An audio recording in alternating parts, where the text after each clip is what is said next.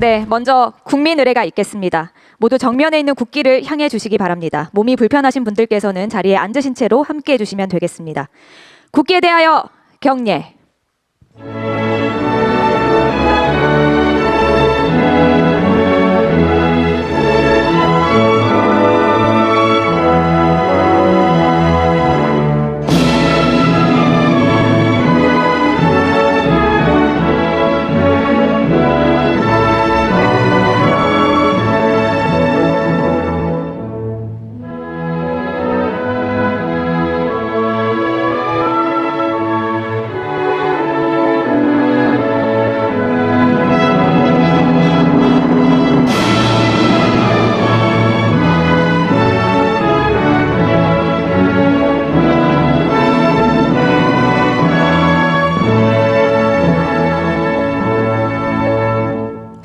바로 모두 자리에 앉아 주시기 바랍니다.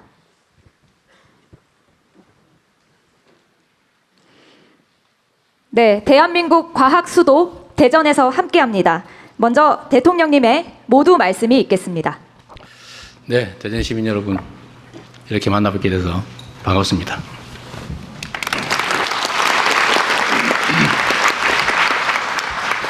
네, 여전히 제가 목소리가 좀 그래서 좀 거북할 수 있는데 이해 부탁드립니다. 우리 의원님들이 제 얼굴이 보이네. 네, 이따가 보도록 하시고요. 의원님도 아시죠? 이긴 발언권이 없다는 거. 네, 제가 인사 말씀드리기 전에 우리 국민을 대표한 국회의원들이신데 우리 일어서셔서 앞으로 잠깐 나오세요. 얼굴에도 배고 드리고. 네, 앞으로 나오세요. 네. 우리 대전 시민님께서 우리 국회의원님들 얼굴은 다 아실 거고 한꺼번에 인사 한번 하십시오. 네, 박수 한번 부탁드립니다.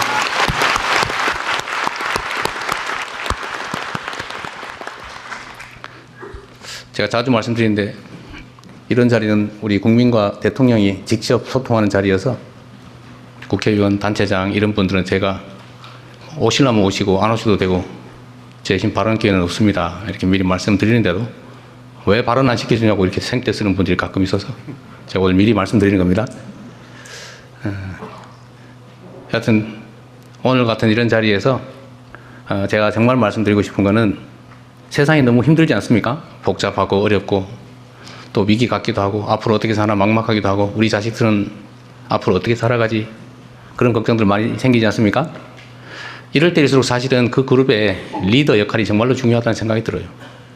어떤 방향으로 어떤 생각으로 어떻게 하느냐에 따라서 규모가 크든 작든 그 집단이 살아남을 수도 있고 사라질 수도 있고 흥할 수도 있고 망할 수도 있는 거죠.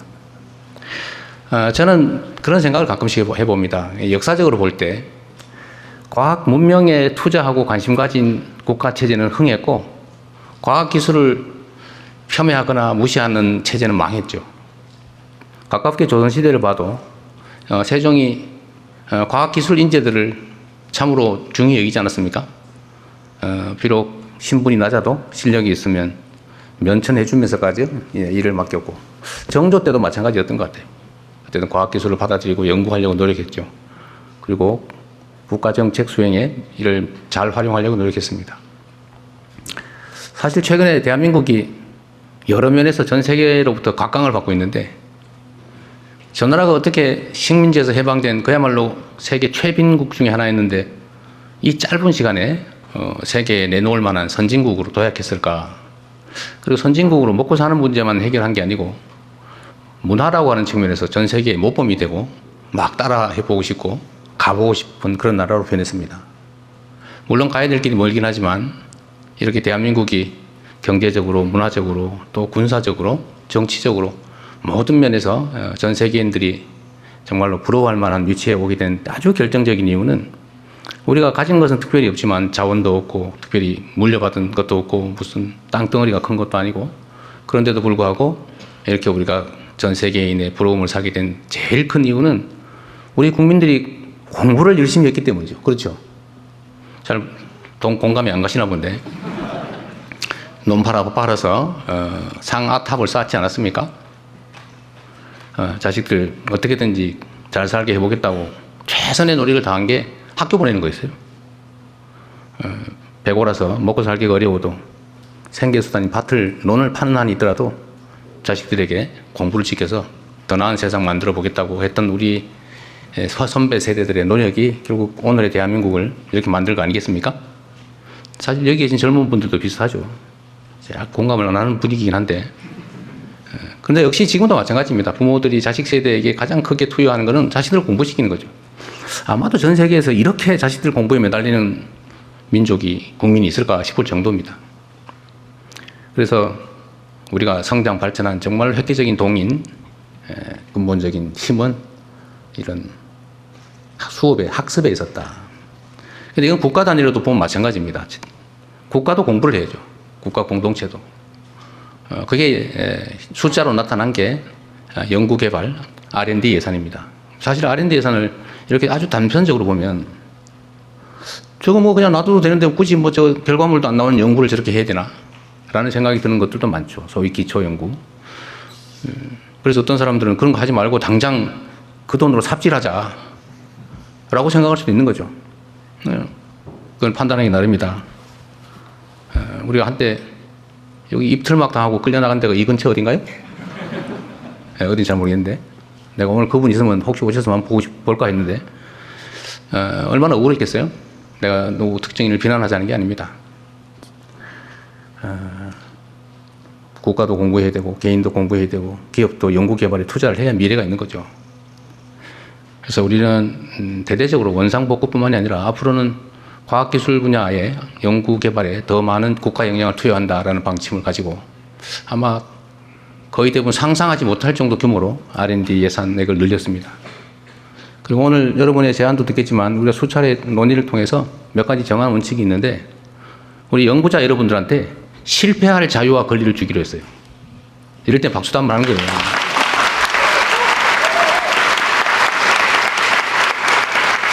제가 연구개발에 참여하는 분들한테 들은 얘기 중에 제일 황당한 게 대한민국은 연구개발 R&D 성공률이 90%가 넘는데요. 다 성공한대요. 얼마나 훌륭합니까? 근데 지금 가장 황당한 일이죠. 그렇게 쉽게 성공할 걸 뭘로 합니까? 연구개발이랑 특히 공공부문의 연구개발 투자는 정말로 어려운 과제들을 새로운 길을 내는 것이어야 되죠. 실패하면 어떻습니까? 그 실패가 또 쌓여서 성공의 자산이 되는 거죠. 그래서 실패를 용인하는 그런 제대로 된 연구개발을 할 수 있는 환경을 만들자. 그래야 나라가 흥할 수 있겠다 그런 생각이 들었어요. 사실 저도 부모님들이 좀 경제적 여력이 돼가지고 정상적으로 학교를 다녔으면 과학기술 연구자가 됐을 가능성이 매우 많습니다. 저는 지금도 사실은 궁금증이 많아요. 뭐든지. 제가 현장에서 자꾸 쓸데없는 질문을 해서 사람들이 당황하는 경우가 많은데 아마 제가 여력이 있었으면 제가 원래 해보고 싶었던 것은 아주 그 미세한 아주 이런 부분 있잖아요. 뭐 그때 당시는 미생물학, 원자 핵 물리학, 원자 핵공학 이런 걸 해보고 싶었어요. 그런데 어쩌다 보니까 도박을 해가지고 이 판에 와서 생 난리를 치는 전쟁터에 들어왔습니다. 뭐 이것도 또 해야 될 일 중에 하나이긴 한데 우리 대한민국의 젊은 연구자들, 과학자들 정말 희망을 가지고 국가라고 하는 커다란 언덕에 등을 기대고 스스로 하고 싶은 일들을 해나가면서 대한민국의 새로운 희망을 만들어내기를 기대합니다. 여러분들의 좋은 의견 많이 듣겠습니다. 고맙습니다. 네, 대통령님 말씀 감사합니다. 여러분 앞에 보시면 아시겠지만 오늘 이 자리는 과학자가 자유롭게 도전하는 나라, 인재가 모이는 대한민국, 다시 과학기술인을 꿈꾸는 대한민국 국민보고회입니다. 그러면 다시 과학기술인을 꿈꾸는 대한민국 어떻게 추진해 나갈 것인지 그 전략에 대해서 과학기술부총리께서 발표해 주시겠습니다.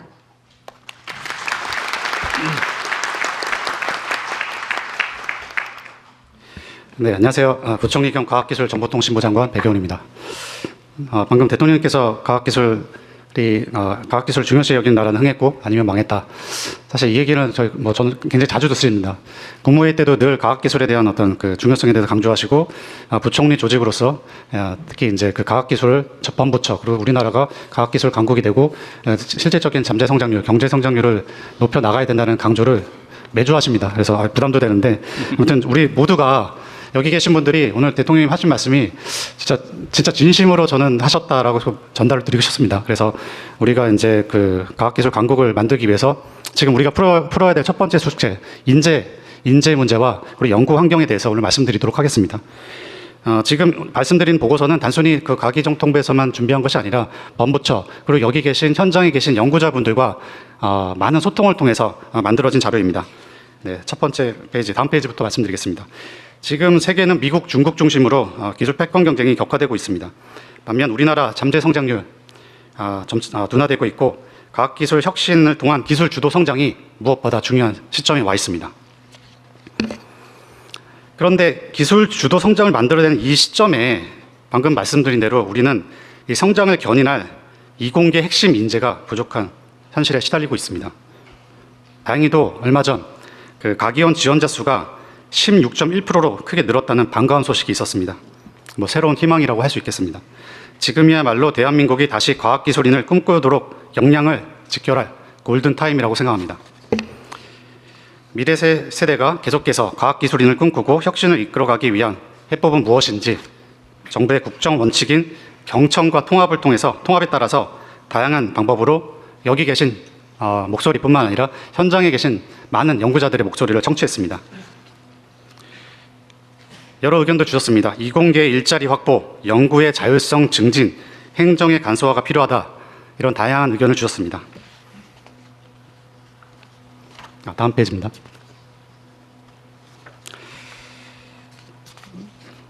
이에 따라 정부는 이러한 의견들을 모아서 우수한 인재가 모여들어 혁신을 선도하고 혁신적인 성과가 다시 우수한 인재를 유인하는 선순환 체계를 만들어 가고자 합니다. 이에 따라서 5가지 추진 과제에 대해서 오늘 말씀드리겠습니다. 먼저 핵심 인재를 체계적으로 확보하고자 하는 전략입니다. 우수한 인재들에게 영예와 자긍심을 고취하기 위해 미래 과학자의 롤모델로서 국가과학자를 제도를 신설하도록 하겠습니다.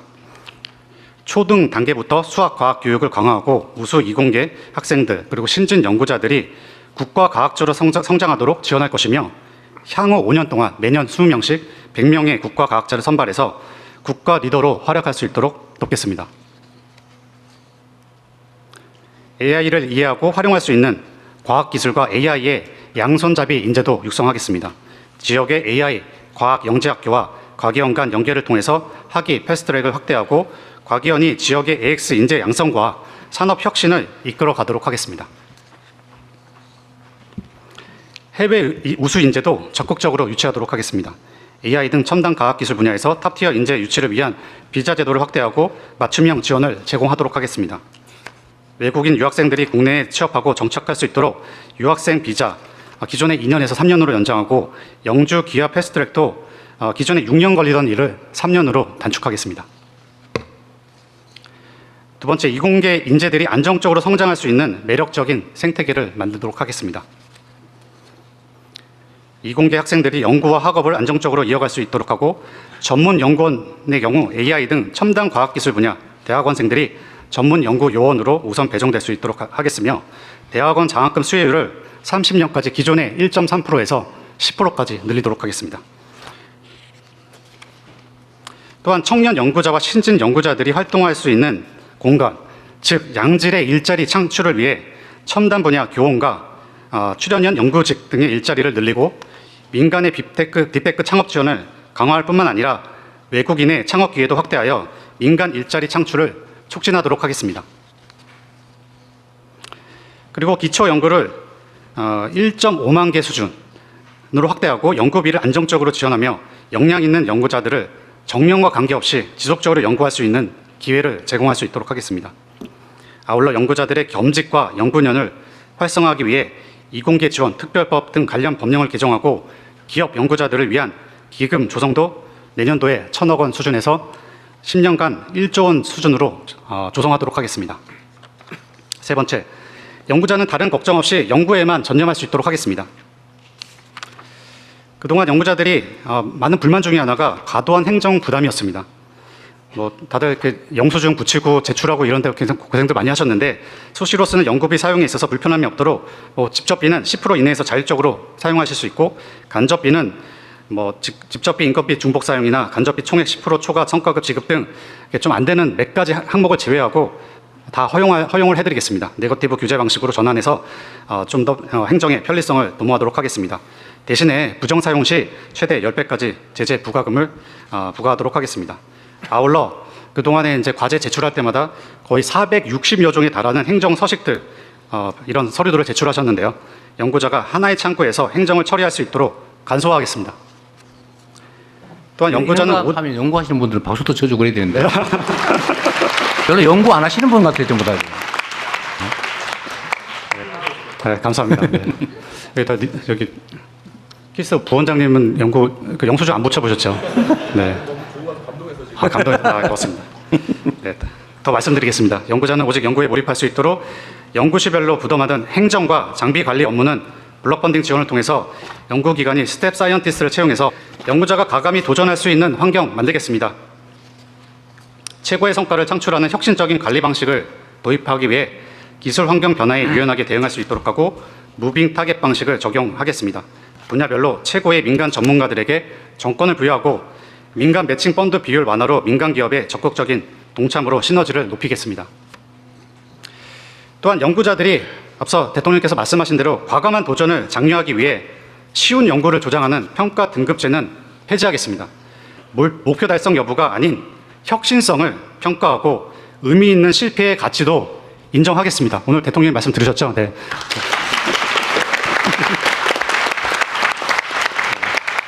실패를 용인하는 R&D 문화 만들도록 하겠습니다.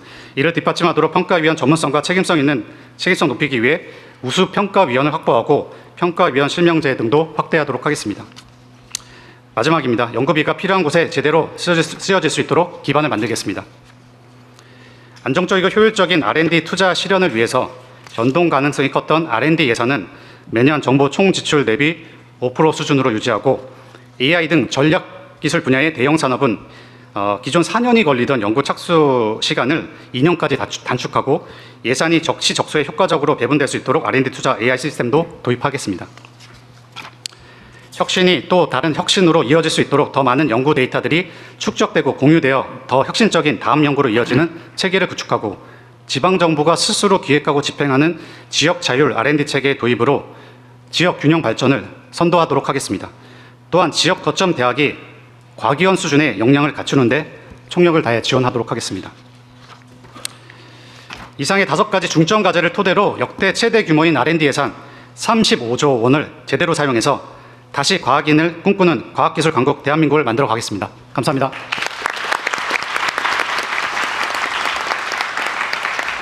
네, 말씀 감사합니다. 그러면 이제 참석해주신 여러분의 의견 들어볼 텐데요. 먼저 안내 말씀드리면 시간 제약상 모든 분들의 의견을 듣기 어려워서 들어오실 때 보셨겠지만 저희가 국민 사서함 만들었습니다. 들어오실 때 넣어주신 분들도 계실 텐데 저희가 각 좌석마다 서면 의견서 양식을 다 놓아드렸거든요. 준비된 펜으로 의견 적어주셔도 되고 또 QR코드가 있습니다. 사진으로 찍으셔서 온라인으로 의견 주셔도 되겠습니다. 여러분의 소중한 의견은 모두 하나하나 검토해서 답변 드릴 수 있도록 하겠습니다.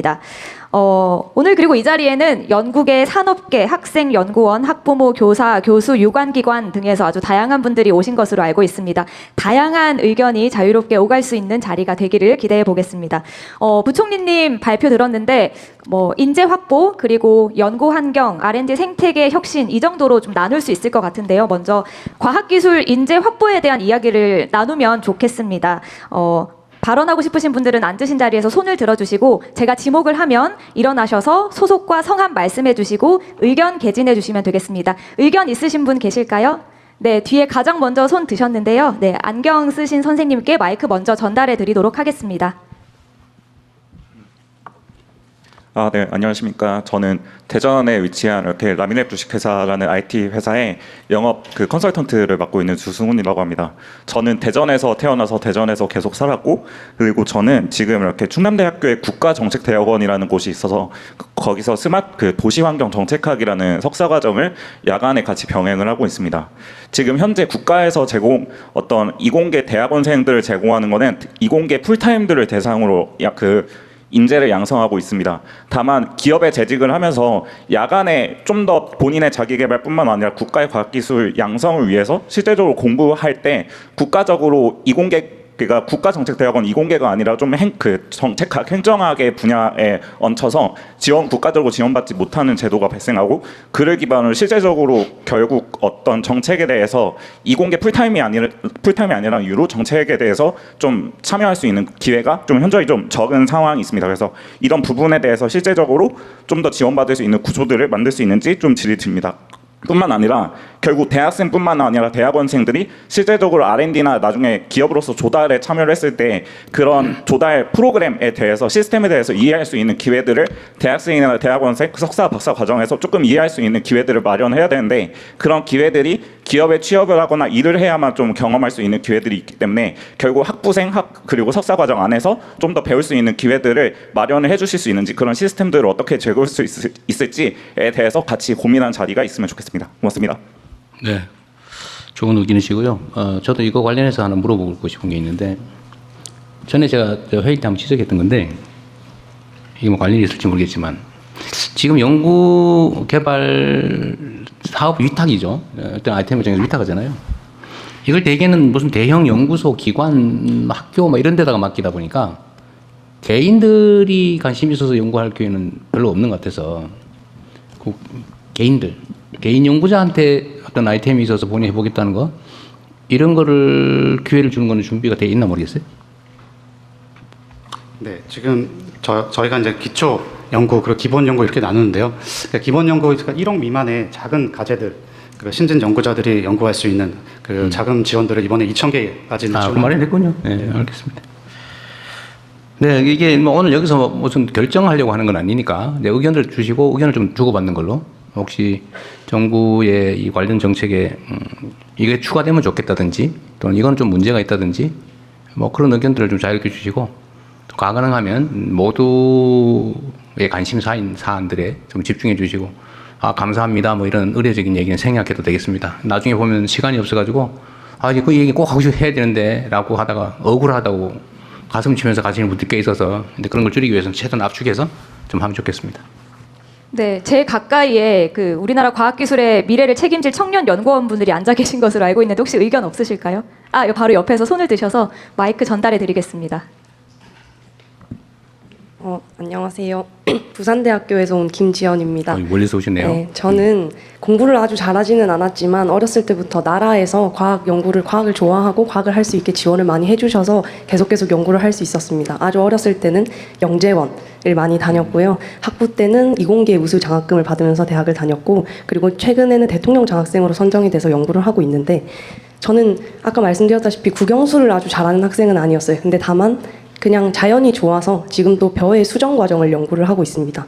근데 지방에도 저처럼 관심 있는 분야에 대해서 아주 깊게 연구하는 연구자들이 많아요. 저뿐만 아니라 지원을 받지 못하는 학생들도 저보다 훨씬 더 깊은 과학적 탐구를 가지고 연구를 하는 사람들이 많은데, 해외 학회를 가보면 정말 저런 기자재 조금만 있으면은 나도 저기에 닿을 수 있겠다라고 하는 생각이 들 때가 정말 많습니다. 근데 사실 저희 학교에는 컴포칼이 없어요. 그래가지고 조금만 더 비싼 컴포칼이 있으면은 세포 내부를 보면서 연구를 정말 잘할 수 있을 것 같은데, 그렇게 지방에서 기초과학 분야에서 기자재를 조금만 더 지원을 많이 해주시면 할 수 있는 것들이 아직 생명과학 분야에는 정말 많거든요.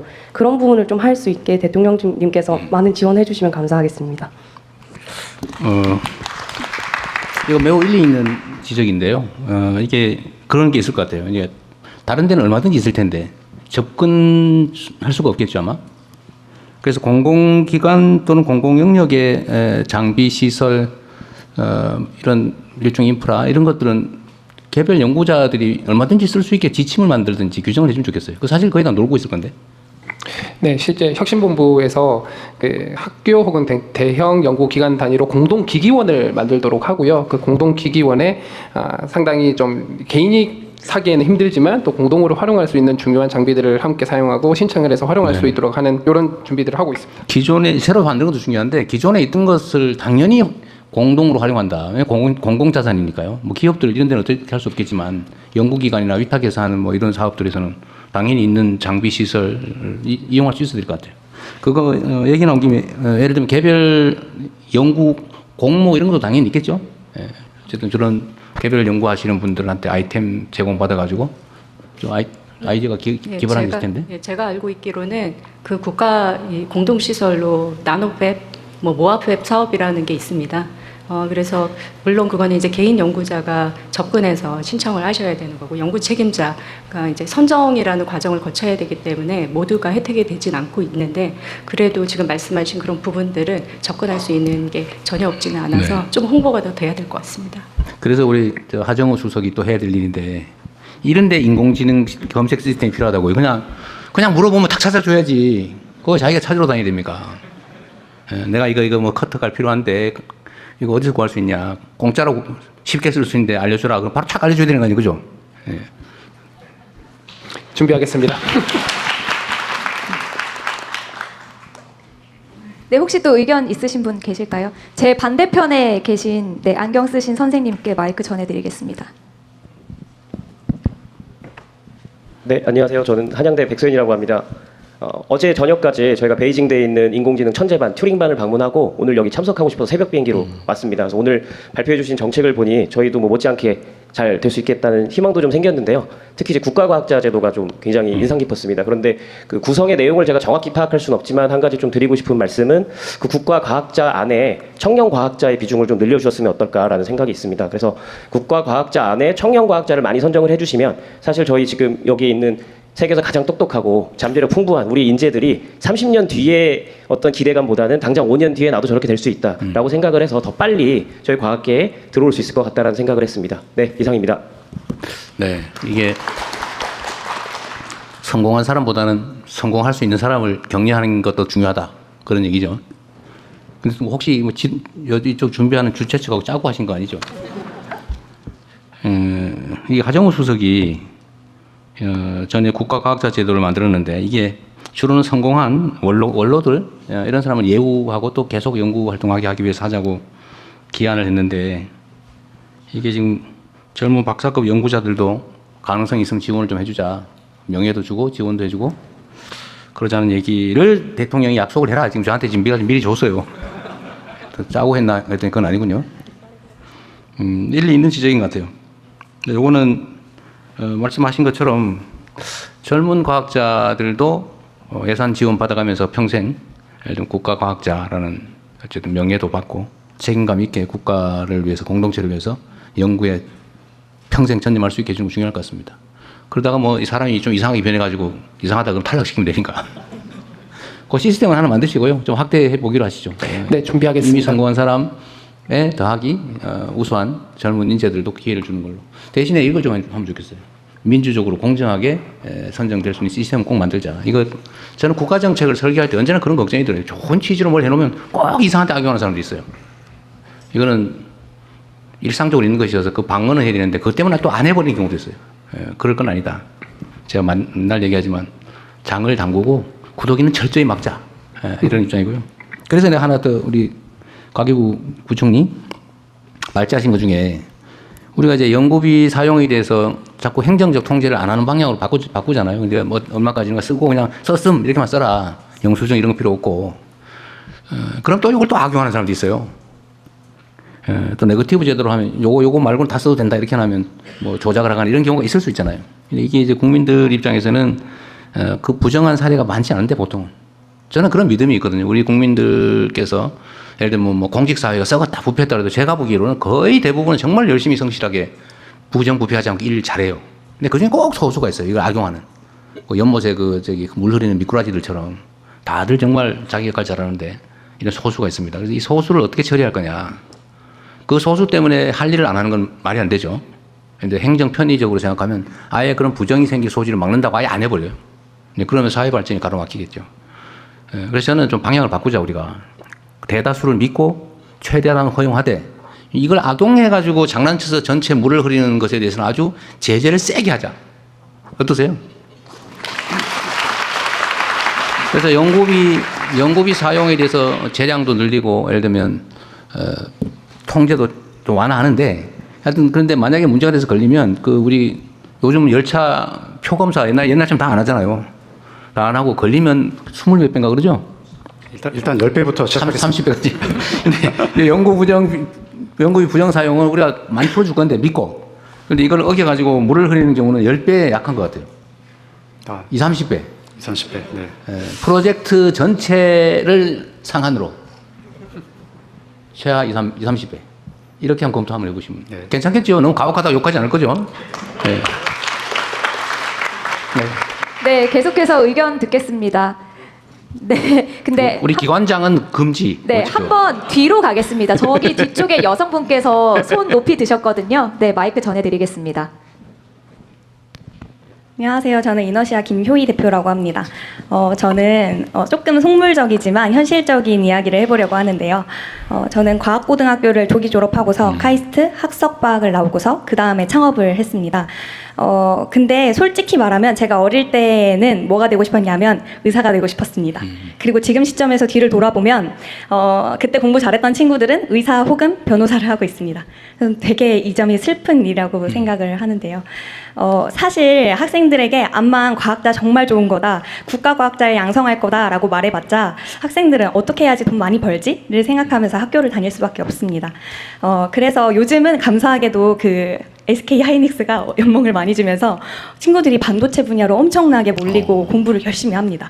그러니까 저는 결국 이 인재 양성을 잘하려면은 과학자들이 돈을 잘 버는 세상이 되어야 되고 단순히 연봉을 높여야 한다가 아니라 그 과학자들이 나중에 되게 잘 되는 세상을 만들려면 산업계가 부흥해야 한다고 생각을 합니다.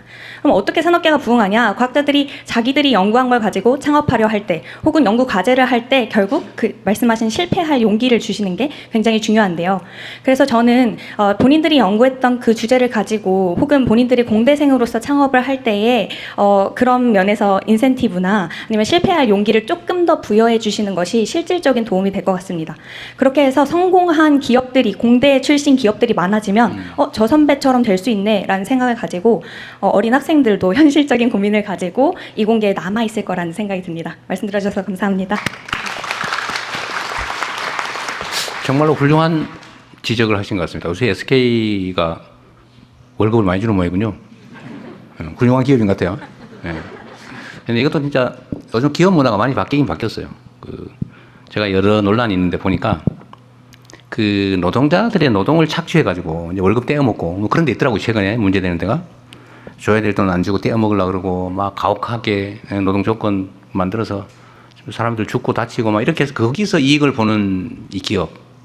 아니, 그리고 반대로 첨단 과학 기술에 투자해서 정말 국제 경쟁력을 기술로 실력으로 결판을 내면서 이렇게 수익을 나누는 그런 기업들로 이렇게 크게 나눌 수가 있는데 제가 보기엔 대한민국도 그렇고 앞으로 전 세계가 그러겠지만 이제 노동자들 그 쥐어짜고 착취해가지고 거기서 돈 벌겠다 이런 생각하는 건 성공하기 어렵습니다. 뭐 잠깐 성공할지 모르겠지만. 그래서 정말로 성과에 대해서 충분히 보상하고 정말 새로운 첨단 기술 개발해가지고 무슨 뭐 HBM 이런 거 하나 개발해가지고 대량으로 팔면 엄청나게 남는데 거기 기여한 과학자들, 연구자들 충분히 보상해주면 또 다른 아이템 생기고 이렇게 되지 않겠어요? 우리 사회 전체 분위기도 좀 그렇게 바뀌어야 될 것 같고요. 우리 가기부 장관님. 우리가 이제 그 기업 지원 사업 중에서도 이제 실패자 펀드 이런 걸 만들기로 했잖아요. 네. 저희가 창업이나 이런 거 할 때 지원을 하지 않습니까? 지원을 했는데 실패했다 그러면 우리나라는 기본적으로 이제 신용불량 돼가지고 다시는 못 일어나게 돼 있거든요. 거의 대부분. 그래서 이렇게 하면 안 된다. 진짜 실패가 자산이다. 많이 실패한 사람이 훨씬 성공할 가능성이 높거든요. 경험이 쌓이기 때문에. 그래서 실패자들에 대해서도 우리가 뭐 금융제도나 이런 데서는 다시 재기가 어렵게 돼 있긴 하지만 그런 것도 많이 완화할 거고 펀드 지원도 실패자들을 우대하는 그 펀드도 만들고 하는데 요 과학 연구 분야에서도 아까 우리가 말은 했지만 실패한 사람에 대해서 차별하지 않겠다 수준까지 겨우 얘기한 것 같아요. 실패자들을 좀 우대해주는 인센티브를 주는 것도 한번 연구해 보시면 어때요? 네. 아니, 선의를 가지고 열심히 했는데 연구가 실패할 수 있잖아요. 그런데 사고 쳐가지고 그런 거 빼고 열심히 했는데 실패했다. 오히려 저는 그런데 기회를 더 줘야 되지 않을까? 그런 생각이 드는데 똑같이 기회를 주겠다도 중요한데 그보다는 아예 특정 섹터를 하나 만들든지 해가지고 기회를 별도로 추가로 주는 걸로 네. 검토해 보십시오. 한 가지 좀 제가 예시를 좀 들어보면 카이스트에 오준호 교수님이라고 있었는데 이분이 당시에 일본에서 2003년 4년 요때 이제 일본이 굉장히 로봇을 휴머노이드 로봇 이런 쪽으로 많이 치고 나갔을 때 아무도 안 된다고 할 때 그 레인보우 로보틱스라는 회사를 만들어서 결국에는 뭐 많은 어떤 그 부정적인 의견들이 많았지만은 끝까지 도전을 하셔서 거의 3조, 4조 원에 달하는 기업 가치를 만들고 엑시트를 하셨습니다. 이런 사례들이 많이 만들어져야지 우리 학생들이 어떤 이공계에 도전을 하고 공부를 하고 도전하는 이런 문화가 만들어질 것 같습니다. 그런 측면에서 대통령이 말씀하신 실패자들을 위한 어떤 여러 가지 어떤 위한 펀드 또 그리고 어떤 동기부여 이런 것들을 할 수 있게 저희가 좀 고민을 그러니까 어차피 우리가 R&D 관련 예산을 우리 35조 원을 넘게 옛날에 비하면 7, 8조 원 이상 더 늘린 거잖아요. 그 중에 일부를 그런 부분 좀 특화해서 연구를 그냥 포괄적으로 주면 되잖아요. 과제를 너무 정하지 말고 포괄적으로 그럼 자유롭게 내봐라. 이래서 그 중에서 실패한 사람들한테 인센티브를 준다든지 해서 좀 기회를 더 주는 걸로. 그럼 검토해볼 만한. 검토해보겠습니다. 네, 좋은 생각 같습니다. 네, 산업계에서 말씀 주셨는데 혹시 연구계에서 의견 주실 분 계실까요? 네, 저기 박범계 의원님 앞에 계신 분께 마이크 전해드리겠습니다. 박구원계 의원을 한 줄 알았는데. 네, 안녕하세요. 저는 한국원자력연구원에서 근무하고 있는 유용균이라고 합니다. 네, 제가 지금 하고 있는 일은 원자력 분야를 위한 인공지능 기술 연구하면서 또 UST에서 학생들, 인공지능 인력들 양성하는 일을 하고 있습니다. 제가 그 영상하면서 저는 오늘 좀 과학기술을 위한 인공지능의 중요성에 대해서 말씀드리고 싶습니다. 지금 그 R&D에 많은 투자가 이루어지고 있는데 그만큼 성과가 나지 않고 있다는 말을 많이 합니다. 그 이유를 좀 생각해 보면요, 우리가 지식이 쌓여갈수록 이 지식은 점점 복잡해지고 인간의 머리로는 그 위에 뭔가를 새로운 것들을 쌓기가 어려워지고 있습니다. 그런데 이것을 이렇게 압축적으로 압축해서 그 위에 더 많은 것을 쌓을 수 있도록 해주는 도구가 저는 인공지능이라고 생각합니다. 인공지능이 최근에는 그냥 단순한 이런 문서를 만들어준다든지 서베이 한다든지 이런 도구를 넘어서서 스스로 연구 계획을 세우고 우리가 실험을 수행하고 연구 결과를 정리해서 논문을 정리하는 것까지 사실상 이제 그 전에 인간이 하던 대부분의 과정들을 이제 자동화할 수가 있습니다. 그러면 이제 앞으로 연구자들이 해야 되는 일은 모든 것을 자기 혼자서 하는 게 아니라 그 인공지능이 못하는 부분만 이제 참여해서 한다든지 아니면 인공지능을 어떻게 잘 오케스트레이션해서 잘 활용할 것인지 혹은 인공지능이 많은 연구 결과들을 만들어낼 텐데 그 중에서 이제 좋은 연구 결과를 뽑아내는 일을 하는 것이 앞으로는 중요한 일이 될 것이라고 생각을 합니다. 그래서 이를 위해서 우리가 인력 양성도 이제는 모든 것을 내 머리로 하는 게 아니라 인공지능을 적극적으로 활용하는 인공지능 네이티브, 인공지능 증강, 인재 양성하는 쪽으로 집중했으면 좋겠고요. 그리고 이 산업계에서도 그러니까 인공지능 우리나라가 잘하고 있는 제조업이라든지 이런 바이오라든지 원자력이라든지 이런 우리나라가 잘하고 있는 분야에 특화된 인공지능 모델을 만들고 저는 개인적으로 이제 제 연구소에서 컴퓨터를 딱 켜면은 인공지능 에이전트가 딱 떠서 오늘 이런 이제 조사를 했고 이런 연구가 좋을 것 같습니다. 이런 걸 제안해주는 시스템이 꼭 있으면 좋겠습니다. 그래서 앞으로 이제 조금 더 저는 바람은 이제 과기부에서 좀 더 공격적으로 우리가 단순히 이제 인공지능을 도구가 아니라 과학기술계 전체의 패러다임을 바꾸는 식으로 우리가 좀 더 공격적으로 목표를 설정하면 좋겠고요. 그게 앞으로 우리나라의 미래를 결정하는 중요한 일이 될 것이라고 생각합니다. 네, 감사합니다. 네, 사실 이번 말씀은 우리가 지금 사실 걱정되는 측면도 하나 있긴 해요. 지금 한 2, 3년 사이에 인공지능 기술이 너무 발전하면서 사실 연구개발 분야의 리서치나 이런 부분들은 지금 옛날로 치면 대학원생 이런 데 시키던 일이 전부 다 인공지능으로 사실 감당하면 엄청나게 많이 커버할 수 있을 것 같아요. 그러면은 정말 뛰어난 소수의 연구자들 상위 고급 연구자 기획하고 이런 말고 중간 연구자들 자리가 없어지는 거 아니냐 이런 걱정들도 많이 하죠. 사실은 실제 하죠. 근데 이 문제에 있어서는 저는 그래서 그런 걸 좀 생각해 봐야 되는데 그 문제 때문에 연구 분야 인공지능 전환을 미루거나 망설이면 안 될 것 같습니다. 좀 안타까운 일이 발생할 수도 있는데 실제 중간 연구자들 일자리가 사라질 가능성이 많다고 걱정하고 저도 그런 걱정이 되거든요. 충격으로 다가오지 않을까? 근데 그 대비하고 그걸 넘어서야 되겠죠, 우리가. 네, 그거에 대한 의견을 한번 어떻게 잡고 있는지 한번 말씀 간단하게 해 주십시오.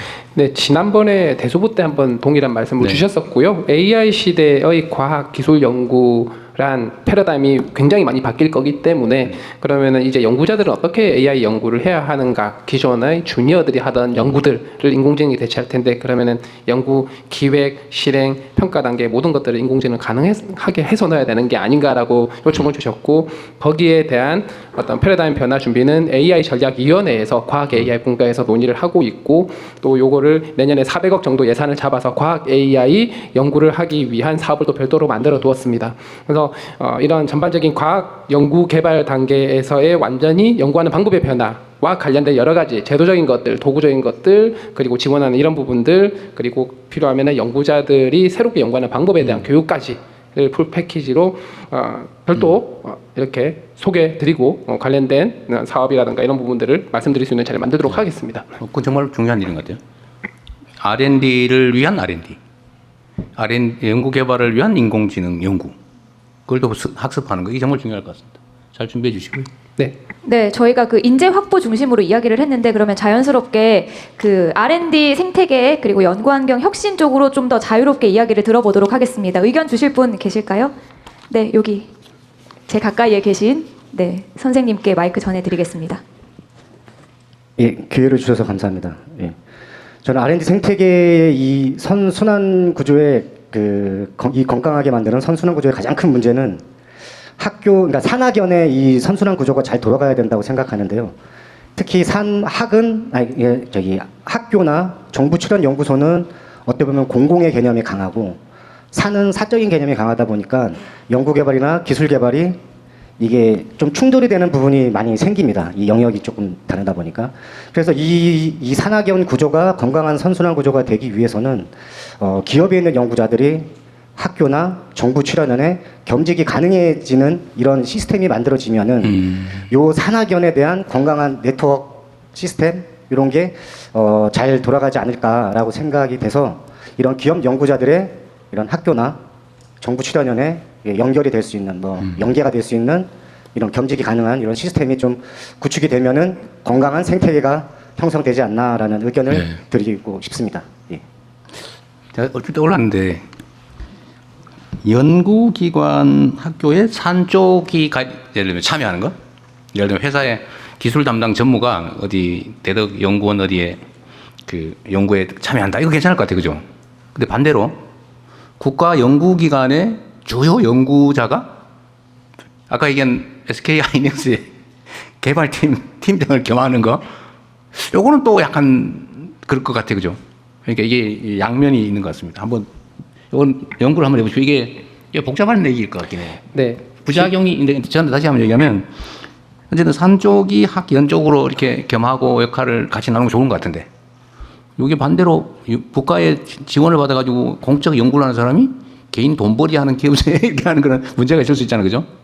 그러나 둘 다 없애면 또 안 되니까 이 부작용을 최소화하면서 그 필요성을 제고하는 효율성을 제고하는 방법이 있나 연구는 좀 해볼 필요는 있겠네요. 네, 이번 대책에 기업과 학교, 그러니까 기업의 주요 연구 임원이나 연구자가 학교의 교수를 겸직을 해서 양쪽에서 월급을 받는 거는 포함을 하고 있습니다. 아, 그죠. 들어오는 건 됐는데. 예. 문제는 이제 이 연구자가 회사 가는 경우는 약간 굉장히 전략 기술이고 국가적으로 집중을 해야 되고 반드시 힘을 합해서 달성을 해야 되는 몇몇 분야가 있을 겁니다. 이런 부분에 한정해서 좀 안전장치를 만들어서 전면하게 설계를 해서 만들어 보겠습니다. 일이 많겠네요.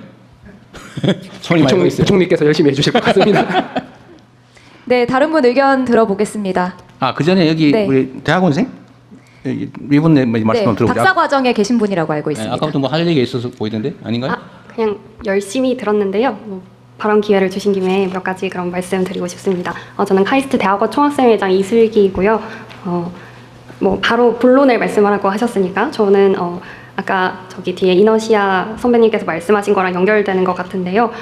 저희는 매년 연구환경 실태조사라는 조사를 합니다. 학생회에서. 그러면은 학생들 한 1,800명, 4분의 1 이상의 학생들이 매번 참여를 해서 매년 약간 데이터로 우리가 뭔가를 바꾸면 어떻게 영향을 받는지 확인을 하고 있는데요.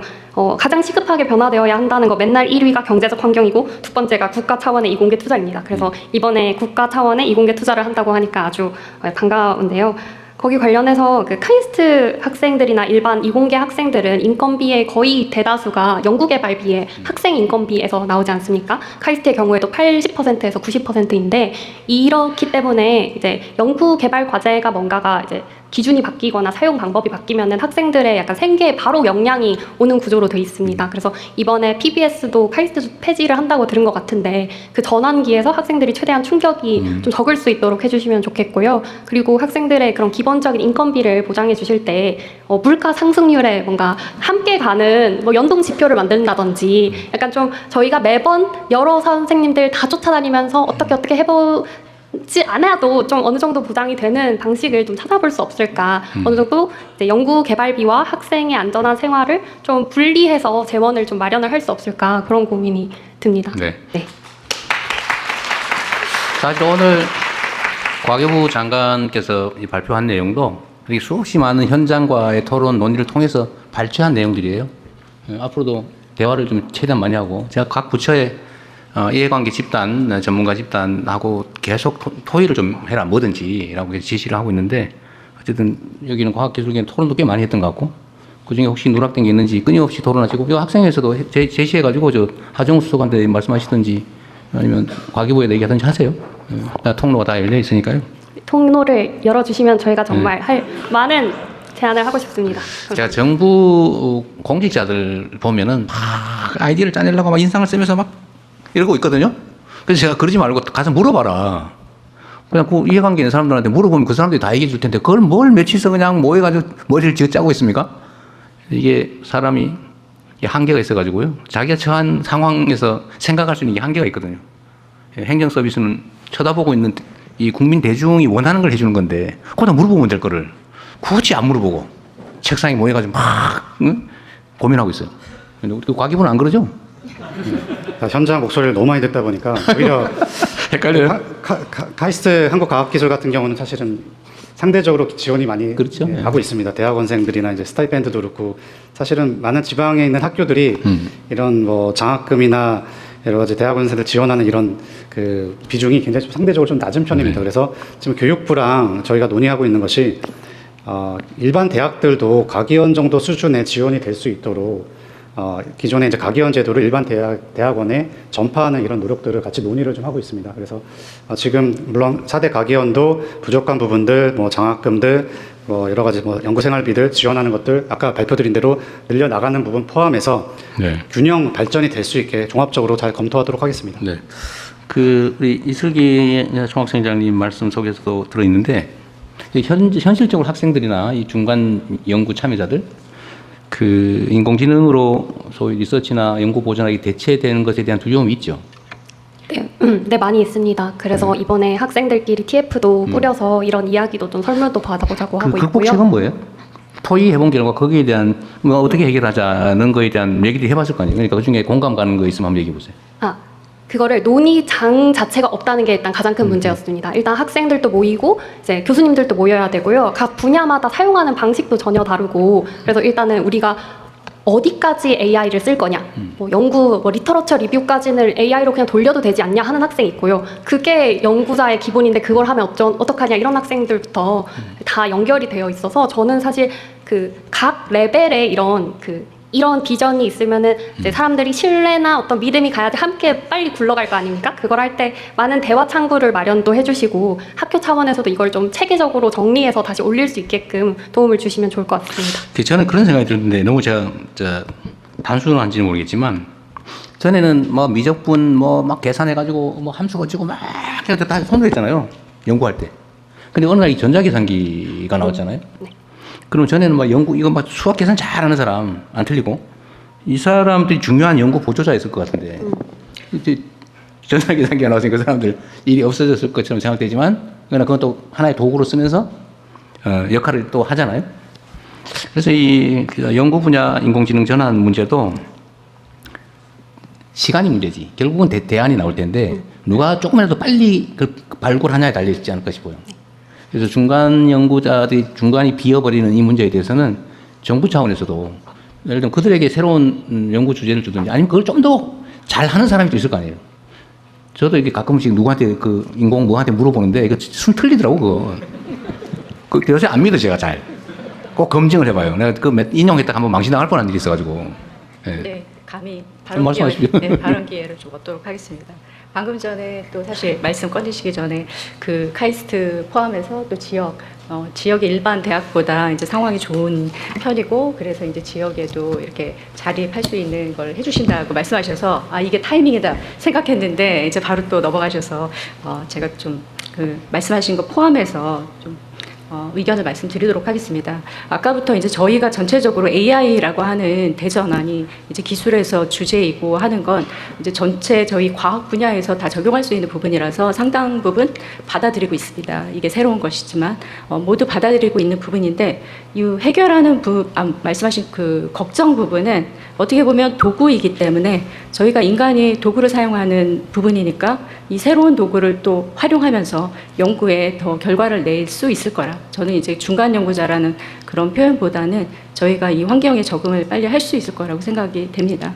그래서 다만 이제 저는 전체적인 이 정책 중에서 가장 의미 있는 것 중에 하나가 매년 정부 총 지출 대비 5% 수준으로 예측 가능하게 해주셨다는 거. 이 부분이 제일 중요하다고 보는데요.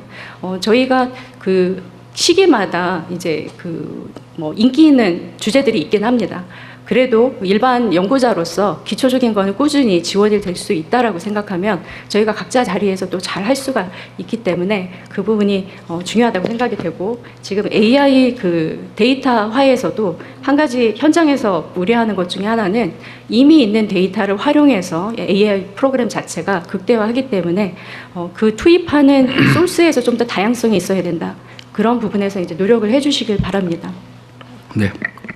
네, 저희 약속된 시간이 지나서 벌써요? 네, 괜찮으시면 딱 한 분만 더 의견 들어보도록 하겠습니다. 그 양해 말씀드리면 저희가 그 서면 의견서 드렸습니다. 자필로 혹은 QR 코드를 통하여 온라인으로 의견 주시면 꼼꼼하게 확인해서 답변 드리도록 하겠습니다. 그러면 한 분 더 말씀 들어보도록 하겠습니다. 네, 여기에 네 흰색 옷 입으신 분 말씀 듣겠습니다. 네, 대통령님 반갑습니다. 저는 에이슬립이라는 슬립테크 기업 이끌고 있는 이동원 대표라고 합니다. 저는 어릴 때 아버지가 주무시다가 돌아가셨어가지고 눈에 보이지 않는 잠을 보여내는 데 좀 집중을 했었고요. 국가의 뭐 다양한 국가 장학 지원이나 이공계 지원 그리고 대학원생일 때는 창업 연구실 창업 프로그램을 가기정통부 통해 지원을 받아서 창업을 했고요. 결국에는 이제 열심히 사업을 해나가면서 기술 고도화를 하고 있습니다. 말씀드리는 거는 저희는 이제 과학 기술을 통해서 디지털 시대에서 AI 시대로 넘어가고 있고 이 AI 기술을 사용해서 수면을 보여내는 헬스케어 쪽에 이제 이종 산업 간의 협력을 하고 있습니다. 그럼에 있어서 그 과학 기술만으로 이제 사업화를 한다고 했을 때 규제라는 게 저는 가장 어렵더라고요. 대표적으로 이제 결국 AI에서 제일 필요한 건 데이터 확보 능력과 연산 능력이라고 생각을 하는데 연산 능력은 최근에 많은 GPU를 얻어주셔서 너무 감사하게 생각을 하고 있고 이 데이터 확보를 함에 있어서 그 규제가 어떤 병원에서 가지고 나오려고 하면 엄청나게 많은 장벽들이 있어서 그 누구보다 병원이 많은 국가에서 그 병원의 데이터를 표준화가 되어 있지 않고 가지고 오는데 너무 어려움을 겪고 있습니다. 반면에 제가 최근에 다른 분야에서 미서부 샌프란시스코에서 봤을 때는 자율주행에 있어서 웨이모가 장악을 하고 있는데 운전사가 없는 자율주행 데이터를 무궁무진하게 정부가 규제 특구를 통해서 모으고 있습니다. 그럼에 따라서 결국 법부처 간의 이런 좀 규제, 과학기술이 결국 앞으로의 방향으로 나아감에 있어서 연구부터 사업화까지 규제에 대한 뭐 컨트롤 타워를 어느 부처나 어느 부에서 잡는지 그리고 이런 것들이 문제가 발생했을 때 어디에 문의를 해야 될지 이런 것들 좀 기본적인 질문으로 돌아왔습니다. 그리고 법부처 간의 협력에 어떻게 정부가 컨트롤 타워를 이루는지 좀 답변 주시면 감사하겠습니다. 준비돼 있어요? 박준 시장님 아시겠습니까? 없으면 나중에 해요. 나중에. 있습니다. 우리가 제안을 받자는 네, 거지. 네, 실제 규제혁신 TF로 벌써 2차 회의를 했고요. 조만간 규제혁신위원회가 만들어질 거기 때문에 그쪽 채널 통해 가지고 편리하게 처리하도록 하겠습니다. 네, 공공 데이터 공개 문제는 안 그래도 전에 우리가 공개 토론도 한번 했었는데 그거는 최대한 좀 진전되도록 노력해 볼게요. 그리고 안기정 대변인. 네. 원래 오늘 울산 사고 현장을 가보려고 네. 했는데 현장에서 아직 수습 중이라서 대통령이 왔다 갔다 하면 방해된다고 그래서 안 가기로 했거든요. 네. 좀 더 하시죠.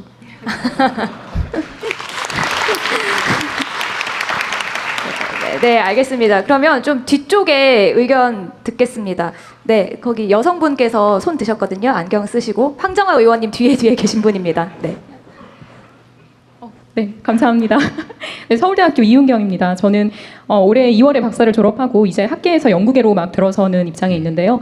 연구 생태계 관련해서 말씀을 해주셔서 얘기를 드리면은 그 경제적인 상황을 언급해 주셨지만, 아까 돈을 뭐 많이 버는 사회 이런 것이 물론 필요하겠지만, 제 동료들 중에서 특히나 미국 동부나 이렇게 생활비가 비싼 곳에 포스닥 박사후 연구원을 나가 있는 분들 같은 경우에는 실제로는 거기에서 생활비나 이런 것들을 빼고 나면 오히려 본인 돈을 들여서 더 연구를 해야 되는 입장이 많습니다.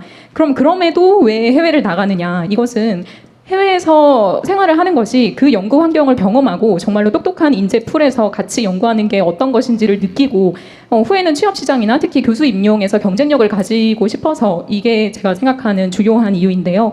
그 연구 문화 환경에서 말씀을 드리면은 저도 듣기만 해서 실제로 가봐야만 알겠지만 외국에서 연구를 하는 것 중에 제일 편한 게 연구비를 사용하는데 제재가 크게 없다는 점, 그러니까 행정 절차, 그리고 어떠한 초자나 실험 기구가 필요할 때 그것에 관해서 정말 경험이 있고 일가견이 있는 그 오래된 시니어 사이언티스트들의 조언을 바로 받아서 그것을 구현하는 데 시간이 전혀 걸리지 않는다는 점, 그리고 어떤 장비를 활용할 때에도 내가 몇십 년 전에 이런 연구를 도와준 적이 있는데 너의 경우에는 이런 방법은 맞지 않아, 이걸로 해보는 게 어때? 이렇게 조금 더 시간을 단축시켜주는 것이 제가 외국에 나가서 경험을 해보고 싶은 큰 이제 저희와는 좀 다르다고 생각하는 환경의 일부입니다. 그래서 오늘 말씀 주신 여러 정책들이 경제적이나 이런 것에서는 충분히 서포트가 될 것이라고 저는 짐작을 하고, 그 맥락에서 질문을 드리는 게 아까 보여주셨던 스태프 사이언티스트라는 것이 맞닿아 있다고 생각을 하는데요. 그 스태프 사이언티스트라는 게 학교 연구 기관에도 통하는 것인지 그 정책에 대해서 조금 더 상세한 설명을 받고 싶습니다. 제가 말씀드리겠습니다. 네, 물론 그 연구 출연연뿐만 아니라 학교에도 이 스텝 사이언티스트 적용이 돼야 된다고 생각합니다. 실제 많은 연구자들이 저희가 이제 현장 인터뷰하면서 느꼈던 것들은 생각보다 많이 행정 업무에 시간을 많이 쓰고 있었습니다. 이 부분을 최대한 줄이고 이런 어떤 행정 그리고 이제 과학 기술을 이제 이해하고 지원할 수 있는 이런 스텝 사이언티스트가 사실 그 학교 차원 그리고 출연연 차원에서 있어야 될 것 같습니다. 그래서 그 지원을 통해서 연구에 온전히 몰입할 수 있는 환경 만들도록 하겠습니다. 네, 추가적으로 조금만 보충 설명드리자면 특히 장비를 많이 써야 되는 연구 분야가 있습니다. 근데 이 장비라고 하는 것도 오래 써본 분들은 경험이 많아가지고 이제 실제 연구하시는 분들은 장비 신경 덜 쓰고 연구에만 집중할 수 있으면 되는데, 우리나라는 소위 말하는 이 스텝 사이언티스트 분들이 사실상 비정규적이죠. 과제에서 인건비가 나오면은 유지가 되다가 과제 끝나면 이분들은 사실상 굉장히 힘들어집니다. 그래서 출연 연구기관이나 어떤 대학의 블록펀드 형식으로 이분들이 안정적으로 이런 스텝 사이언티스트로서의 역할을 할 수 있는 형태로 지원을 해드리게 되면 이분들의 도움을 받아가지고 연구가 혁신적으로 일어날 수 있다라는 지역 현장에서 굉장히 많은 어떤 조언을 받았습니다. 그래서 그 부분이 이번 사업에 녹아 들어가 있다, 이렇게 생각하시면 됩니다. 네, 혹시 우리 청년 연구원분들은 하실 말씀 없으신가요? 매우 만족스러워서 말을 안 하죠. 네, 뒤에 손 드셨는데 마이크 드리겠습니다. 네, 안녕하세요. 저는 카이스트 항공우주공학과 박사 과정 재학 중인 하루나라고 합니다. 저는 처음으로 이제 17년도에 대한민국 정부 조정 받아서 이제 그 학사, 석사 그리고 지금 박사 과정 하고 있는데, 이 모든 단계를 올라가면서 이제 주변에 있는 외국인 연구자들의 그 필요성과 그리고 그 관심이 있는 그리고 중요하다고 생각하는 모든 것들이 다 달라지더라고요. 제가 석사 때는 이제 뭐 비자 어떻게 이제 연장할 수 있는지에 대한 고민을 많이 했는데, 이제 박사로 올라오면서 이제 기원자 이제 학생들이 되게 많더라고요. 그리고 그 보닥하는 아니면 외국인 교수님들이 이렇게 많은데, 그 친구들한테 가장 중요하다고 생각하시는 것들은 바로 가족이라고 하더라고요. 근데 이 가족이 그 본인이 이제 그 뭐 우수 인재 비자 이런 거를 다 소지하고 있어도 배우자, 특히 배우자가 F3 비자라는 거를 소지하고 있으면은 취업 활동을 할 수 없더라고요. 그리고 취업 활동을 한다면은 이제 다른 비자로 이제 변경해야 되고, 그 변경하는 이제 절차가 되게 복잡하고 좀 그 조건들이 되게 이제 복잡하게 나와서, 이제 최근에 예시를 드리자면 이제 국내 석박 그리고 포닥을 이제 연구를 하면서 결혼하게 되었는데, 배우자가 이제 박사 과정을 자격을 가지고 있는데도 이제 F3 비자로 취업할 수 없어서 결국은 다 외국으로 이제 가게 되었어요. 그래서 이 배우자 비자인 F3에 대한 그런 혹시 약간 확대하거나 아니면 좀 더 보실 계획이 있으실지를 여쭤보려고 합니다. 일단 정부 방침상 지금까지와는 다르게 해외 인재 유치도 중요한 정책 과제여서 지금 이것도 꽤 검토돼 있었던 것 같은데, 있으면 설명해 주시고 아니면 필요하면 추가로 나중에 검토하도록 하겠습니다. 일단 뭐 그 연구자들 그 탑티어 연구자 그 비자는 좀 저희가 확대할 계획을 가지고 있고요. 근데 또 이제 실제로 많이 좀 고민하시는 분들이 본인뿐만 아니라 말씀하신 대로 이제 가족, 이제 뭐 비자 문제 이런 것들도 같이 있기 때문에 거주 환경 그리고 여러 가지 여러 가지 시설, 편의 시설 측면에서 이용하는 측면에서 뭐 집계약하고 이런 문제들 이런 것들도 여러 가지 좀 고충 사항들을 저희가 많이 들었습니다. 반영해서 최대한 우수 해외 인재들이 한국에서 일할 수 있는 환경을 잘 준비해 보도록 하겠습니다. 네, 저희가 좀 잘 챙겨볼게요. 이거 사실 매우 중요한 일인데 제가 보기에는 미국도 사실은 해외 인재들을 대대적으로 영입하면서 지금 첨단 산업 발전을 이뤄낸 측면이 있기 때문에 우리도 피해서는 안 될 일 같아요. 네, 의견 조금만 더 들어보겠습니다. 앞에 갈색 옷 입으신 분께 마이크 전해드리겠습니다. 감사합니다. 네, 천안에서 온 당국대학교 치과대학 이정환입니다. 아마 여기 계시는 분이 다 아실 텐데 저희가 공부를 열심히 하게 되면 보상이 있지 않습니까? 그래서 연구에서도 보상이 이제 직무 발명 보상금이라는 게 있습니다. 한마디로 제가 열심히 연구해서 만든 기술이나 특허를 기업에 이전했을 때 돈을 받는 건데요. 그게 원래는 비과세였다가 2016년부터 과세로 바뀌고 그게 재직을 하고 되게 되면은 근로소득으로 잡혀가지고 한 30~40% 정도 그런 세금 내게 됩니다. 그래서 이런 것들을 저희가 이제 그래서 과학계에서 이거를 바꾸자. 그 직무발명 소득세법 개정만 하게 되면 되는데 이런 것들이 거의 10년째 안 되고 있어가지고 이 자리에서 한번 대통령님께 근로소득으로 잡혀있는 발명 보상금을 기타 소득으로 해달라라고 한번 요청을 드리고 싶습니다. 네, 감사합니다. 여기에는 이해관계와 관심이 좀 많으신가 보네요.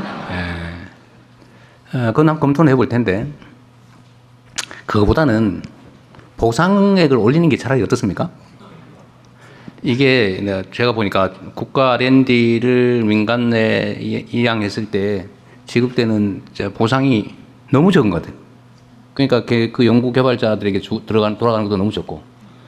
근데 실제로 만약에 현장에서 그게 제대로 유용하게 쓰이면 그에 대한 보상도 아니 뭐 시장 가격 정도는 아니더라도 근데 지금 너무 없는 것 같아요. 그래서 저는 이거를 세금을 깎아서 하는 거는 소득이 있으면 세금을 내는 게 대원칙이라 다른 시민들하고의 형평성 문제가 있을 수 있으니 차라리 이게 실제 성과가 있으면 이 성과 보상을 좀 더 현실적으로 하는 게 어떠냐. 이게 정부로 들어온 거에 일부를 주거나 그러지 않겠어요, 그죠? 그런 거 아닌가요? 이 연구 보상 어떤 시스템이 어떻습니까? 그냥 평가해가지고 이거 성과 있다 싶으면 지급하는 건가요? 아니면 이게 현실화 됐을 때 지급하는 건가요? 그렇죠. 수익금의 몇 %죠? 특정 곳에서 기술적인 기술 돼서 이전을 현실화돼서 가져갔을 때. 정부의 소득이 생겼을 때 그중 일부를 네. 주는 거겠죠. 그러니까 이거를 그 비율을 좀 보상 비율을 높이는 게 동기를 유발하는 측면도 있을 것 같고 세금을 안 내는 건 저는 웬만하면 안 하면 좋겠어요. 네, 대통령님 제가 좀 그런 설명 좀 드리면 어쨌든 이게 기술 창업 육성 측면하고도 연결돼 있는데요. 많은 어떤 뭐 1인 창업자 또는 이제 그 소규모 창업자들이 이제 특허를 내고 거기에 대한 어떤 뭐 대기업이나 뭐 출연연에 이제 통해서 이제 보상금을 받는 경우 뭐 특히 이 경우에 이제 저희가 받는 보상금의 대부분 특허 직무발명 보상금의 대부분이 세금으로 월급보다 더 많이 나가는 경우도 좀 있다고 합니다. 그래서 그런 부분에 있어서 좀 살펴봐야 될 부분이 좀 있는 것 같습니다. 그래서 저도 좀 최근에 말씀을 들었고요. 그 부분도 같이 좀 살펴봐서 제가 연구해 볼게요. 그냥 기본적인 생각은 그렇다. 네. 네, 한두 분 정도 말씀 들어보겠습니다. 여기 앞에 계신 분께. 네. 네, 안녕하세요. 3학년, 1학년 아이들 키우고 있는 학부모입니다. R&D 예산 이렇게 늘려주셔가지고 저희 아이들이 이제 꿈을 꿀 수가 있게 된 것 같은데요. 부총리님이 처음에 PPT 띄워주셨던 첫 장면을 보고 초중등 수거 교육이라는 그걸 보고서는 사교육 시장이 더 늘어나겠구나 하는 현실적인 우려가 되더라고요. 사실은 저희 첫째 아이가 이제 로봇공학과를 가고 싶어하고 너무 어리지만 그리고 둘째 아이는 생명공학 쪽에 관심이 정말 많은데 학교에서 아이들이 이러이러한 곳에 관심이 많으니 어머니 어릴 때부터 학원 정말 잘 보내세요. 잘 관리시켜주세요. 라고 초등학교 선생님께서 말씀을 하셨습니다. 그게 정말 공교육의 현실입니다.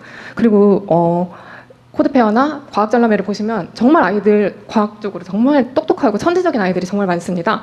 근데 선생님들께서 이제는 더 이상 많이 나서려고 하지 않으세요. 왜냐하면은 성과를 내봐야 이거 아까 그 청년 사업가분께서 말씀하셨지만 돈을 더 받는 것도 아니고 그리고 학부모님들도 이렇게 선생님들이 이 아이가 정말 영특하니 함께 해보지 않을래라고 했을 때 학부모님들이 얘 지금 내신 관리하느라 너무 바빠요. 그리고 이거를 입상을 했을 때 학교 가는데 뭐가 이득인가요? 이렇게 현실이 그렇기 때문에 이러한 정책들도 너무 좋지만 이렇게 과학고도 늘리고 뭐 초등학교에서도 이렇게 한다고 하는데 그런 정책이 혹시 마련돼 있는지 교육부 차관님도 계시고 하니 의견을 듣고 싶습니다. 감사합니다. 교육부 차관님 어디 갔어요? 입장 곤란한 질문한 거죠, 지금. 뭐 의견 있으면 말씀하시고 안 하셔도 되고. 저희 교육계가 가지고 있는 정말 근본적인 너무 큰 말씀을 주셨는데 저희가 이제 초등학교에서부터 그 과학, 수학 그런 체험 교육 이런 게 확대되도록을 하고 있고 고등학교에서 이제 과학 중점학교를 이제 늘려서 하고 있는데요. 사교육이 굉장히 이제 빠르게 학부모님들의 마음을 사로잡고 있어서 저희가 굉장히 큰 과제라고 생각하고 과기부와 협업을 해서 잘 풀어가려고 하고 있습니다. 깊이 고민해 보겠습니다. 네. 지금 앞부분 페이지에 있는 지역 AI 과학 영재학교 확대나 지역 과기원 AS 혁신 허브 이 문제는 우리가 국가 전체적으로도 이 문제에 집중하겠지만 대한민국의 현재 제일 심각한 문제가 어쨌든 수도권 집중이죠. 그래서 우리 정부의 최대 과제는 균형 발전 그리고 지방에 대한 인센티브를 주는 겁니다. 그래서 거점 대학 육성에도 대대적으로 투자할 거고 그리고 저기 남쪽 지방이나 소외된 지역 수도권이 아닌 지역에는 사람들이 영재학교 이런 걸 워낙 선호하니까 이런 걸 확대하겠다 그 말씀이고요. 어머님 말씀하신 내용 중에 길게 봤을 때 내가 과학자가 됐을 때 내가 피곤한 인생을 살게 되지는 않는다. 내 실력과 역량에 따라서 충분히 보상받고 인정받는 삶을 살 수 있다. 이게 믿어져야 되잖아요. 근데 참 올해 내년에 지망을 수시지망에 과기고? 과기대? 이런 쪽에 지망이 두세 배가 늘었다고 한 기사가 났던데, 저는 매우 놀랍다고 생각하면서도, 희망이 있구나 이 생각이 들었어요. 우리 사회 의대로 너무 많은 인재가 집중이 되면서, 그것도 또 나름의 효용성이 생길 수도 있습니다. K-뷰티, K-미용의 선두주자가 될 수도 있죠. 매우 사실 잠재력이 큰 산업이기도 해요. 근데 올해는 과학 기술 쪽에 지망자가 많아졌다는 거야. 이 나라에 정말 희망이 있다는 생각이 드는데 그게 아마 정부의 정책 방향과도 관계가 조금은 있을 겁니다. 이게 진짜 정상적인 나라가 돼가나 보다 이런 것도 있겠죠. 저는 요즘 제가 시장할 때 아이들한테 꿈을 다 물어봤는데 다 무슨 땅 주인 되겠다 이런. 그래서 제가 진짜 놀랐어요.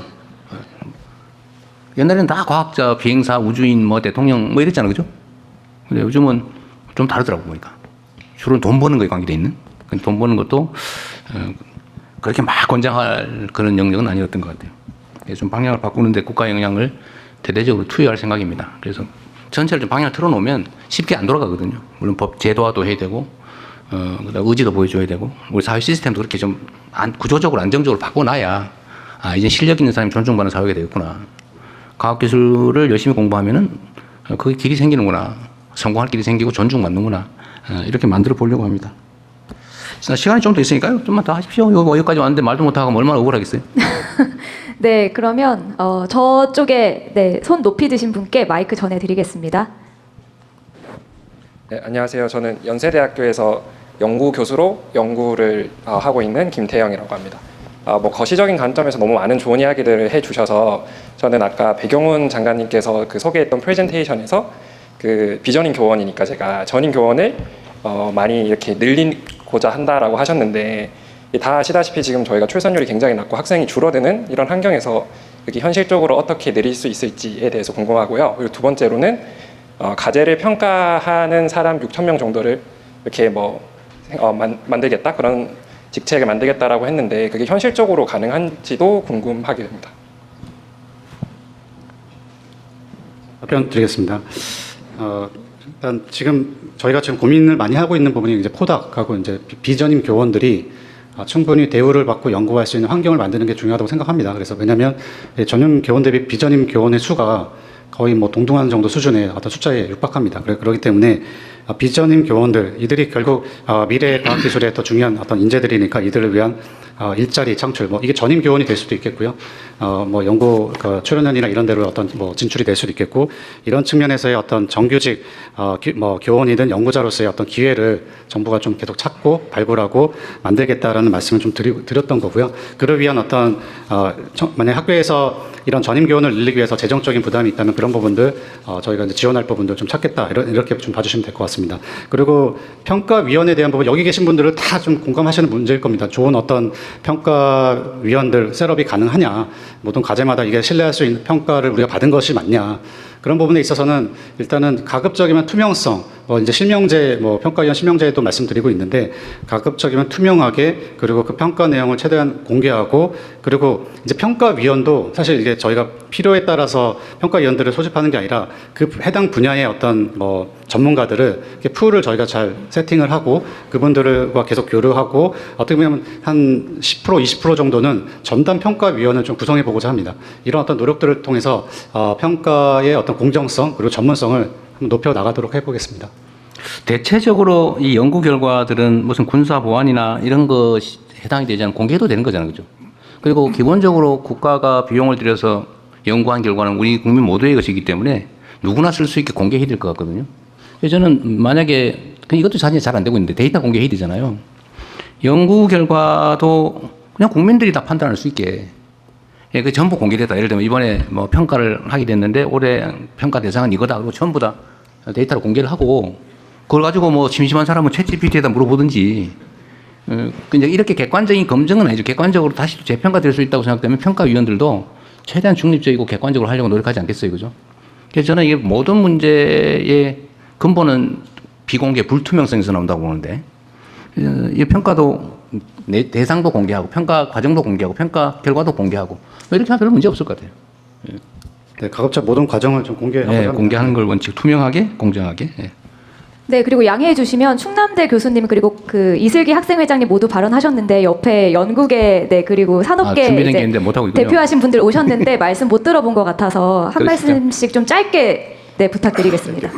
예, 저는 지금 차세대 2차전지 글로벌 탑 전략연구단 단장을 맡고 있는 김명환입니다. 저는 그 LG 에너지 솔루션에서 한 30여 년 근무를 했고요. 어떻게 보면 제 1호 국가과학 특임연구원, 대각고 영광스럽게 또 지금 우리 정부 출연기관에서 또 연구를 계속하고 있습니다. 나이가 있음에도 불구하고. 제가 이제 기업에 있다 와서 보니까 여러 가지 느끼는 점이 많이 있는데 이제 오늘도 주로 이제 우리가 과학 인재들 얘기를 하고요. 인재를 어떻게 육성하고 할 건가 논의 많이 하고 있는데 인재 육성에 못지않게 지금 제가 정부 출연기관에 와 보니까 어떤 그 인프라가 좀 많이 부족해 보입니다. 그러니까 제가 기업에 있으면서 그 정부 출연기관과 콜라보레이션이 잘 되는 경우를 보면은 정부 출연기관이 갖고 있는 설비가 기업 못지않게 제법 잘 갖춰져 있는 경우는 좀 잘 되는 것 같아요. 근데 그렇지 못한 경우에는 기업에서 바라볼 때 필요한 기업에서 얻고자 하는 데이터들을 만들 수 있는 이런 인프라가 출연기관이 충분치 않으면 출연기관에 있는 데이터들을 사실 인정하기가 좀 어렵거든요. 그러다 보니까 커뮤니케이션 하는 것도 어려운데 저는 이번에 인재 이것도 중요하지만 각 출연기관이 과연 우리 현재 나라가 성장하고 있고 우리가 앞으로 지향하고 있는 과학기술 모델 강국 이런 거에 걸맞게 우리 인프라들을 출연기관이 잘 갖추고 있는지도 한번 점검을 해서 잘 되고 있는 부분도 있지만 안 되고 있는 부분이 더 많은 것 같은데요. 그런 부분에 대해서 좀 별도로 인프라에다가 별도로 좀 투자를 해야 되지 않나. 저희가 이제 과제를 많이 정부 과제가 많이 나오지만 이런 과제들이 인건비로 많이 흩어지는 그러고 나서 지나고 나서 보면 축적되는 게 부족한 이런 현상을 많이 좀 보게 되는 것 같습니다. 제가 또 기업에 있을 때는 굉장히 그런 설비적인 측면에서 아쉬움이 없었는데 와서 보니까 굉장히 부족한 부분이 많이 보여서 좀 안타깝고요. 또 어떤 경우에는 그런 설비들을 갖췄는데 이런 것들을 운영하는 데 있어서 좀 어려운 점이 있는 것 같습니다. 아까 스텝 사이언티스트 얘기도 나왔지만은 연구원들이 계속 그 장비를 오퍼레이션을 하는 오퍼레이터 역할을 할 수가 없기 때문에 이제 다른 사람들이 하는데 출연기관 같은 경우는 학생들이 또 많이 하거든요. 학생들인데 졸업하고 나면 그 장비에 대해서 또 새로 공부해야 되는 사람이 나오고 이런 어떤 그 비연속적인 일들이 많이 있는데 어쨌든 좀 인프라를 제대로 좀 갖춰서요. 우리 연구자들이 특히 학교에 계신 분들도 출연기관에 와서 좋은 장비를 만지면서 자기 실력도 향상되고 좋은 연구 결과도 나올 수 있는데 그런 부분이 좀 아직 충분치 않다. 그리고 앞으로 우리 미래를 생각했을 때는 더 많은 인프라에 대해서 고민을 해야 된다. 저는 그 얘기 좀 드리고 싶습니다. 네, 그리고 네, 안녕하십니까. 제가 가장 젊은 사람일 줄 알았는데 다른 학생분들이 계셔서 저도 긴장을 좀 덜 수 있었던 것 같고요. 저는 디든 로보틱스라고 하는 회사를 맡고 있는 김준하라고 합니다. 저희 회사는 아까 설명 잠깐 해주셨던 오준호 교수님께서 이제 창립하신 이제 카이스트 휴머노이드 로봇 연구센터가 있는데요. 거기에서 저희는 좀 시작을 했고 열심히 다리 달린 로봇을 만들고 있는 곳이고요. 뭔 로봇이요? 다리 달린 족형 로봇들을 만들고 있어요. 휴머노이드라고 생각하셔도 될 것 같습니다. 그래서 저희는 로봇을 열심히 만들어서 지금 산업 현장에서 사고가 나고 있는 현장들이 많다고 생각을 하는데 그 부분들에서 이제 더 이상은 작업자분들이 다치지 않을 수 있도록 저희가 열심히 로봇을 개발을 하고 있는 상황이고요.